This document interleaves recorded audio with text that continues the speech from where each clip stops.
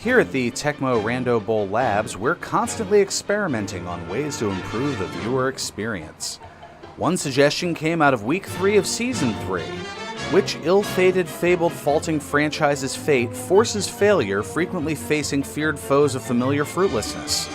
The San Diego Chargers, notorious for their late-game collapses, or the Atlanta Falcons, a decades-long punching bag known in modern times for blowing a 28-3 halftime lead in the biggest of games?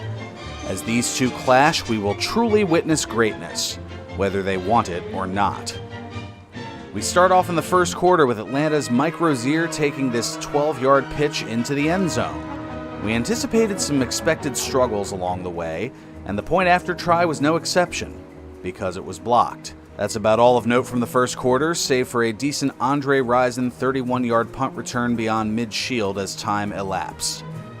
The next play begins the second quarter with a failed success, as Chris Miller fires the ball well above Rison's head, but Andre has what is known as ups and leaps to grab the ball at the 10 and walk it in for the 47-yard touchdown. Even better for Atlanta, this time they make the point-after try to go up by 13. A couple of minutes later, the Falcons try to go up 3 scores, but Chargers defensive end Burt Grossman has had enough of the embarrassment. He forces a fumble and recovers the ball himself and takes it to the 9-yard line. 3 plays later, Marion gets his butts in gear and takes the pitch 15 yards into the end zone to cut the lead nearly in half. The following kickoff goes to Keith Jones, and he gets past the initial pressure but is tackled from behind at the 32 and gives up the ball to Gary Plummer for the Chargers. As the half nears a close, B.J. Tolliver finds Quinn Early on the dive to the 12-yard line to set up the 29-yard field goal. But even that is a challenge as it goes in via assistance from the left upright. In typical Atlanta fashion, the kickoff just before the end of the half is taken a long way by Keith Jones. He needed 82 yards, he only got 71. The Atlanta halftime lead is 3. Jones turned out to be extremely annoyed about falling short of that kickoff return touchdown. This time he only needs 66 yards, and he gets all of them for said tutty. With both teams realizing they're playing above expectations, the remaining 4 minutes and 20 seconds of the third quarter go up in smoke as nothing of note happens. I have a hunch that will change in the final quarter.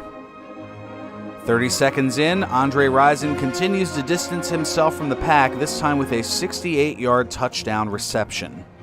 Maybe the Chargers should cover him. With 4:08 left in regulation, the Atlanta Falcons are up by 17 points. The subsequent kickoff goes to Nate Lewis at the 20, and he proceeds to dodge, duck, dip, dive, and dodge to the Atlanta 14, but it comes at a price: injury. And that injury is a rallying cry for San Diegans. Tolliver needs one play to find seldom targeted Anthony Miller in the end zone in coverage to trim the deficit to 10. And this is where the Falcons really start to falcon. The pitch to Rozier is good, but he cuts back toward the middle where the Chargers defense forces the fumble. San Diego takes over 1st and 10 at the Atlanta 12 with just under 2 minutes to go in regulation. Again, one play, this time to Marion Butts, cuts the deficit to 3 thanks to 2 touchdowns in just under 90 seconds. The onside kick is recovered by the Chargers. 1st and 10 at the 45, and Butts cuts the distance to the goal in half. But the Chargers start to charger as Atlanta's Michael Reed registers a sack for a loss of 9, and Tolliver has a questionable pass to Butts to fall back 8 more. Rod Bernstein bails San Diego out on the next play with a 9-yard run, forcing a 46-yard field goal attempt to tie the game. The John Carney kick is good. The kickoff to Keith Jones does not go the distance. We are tied at 27 heading into overtime.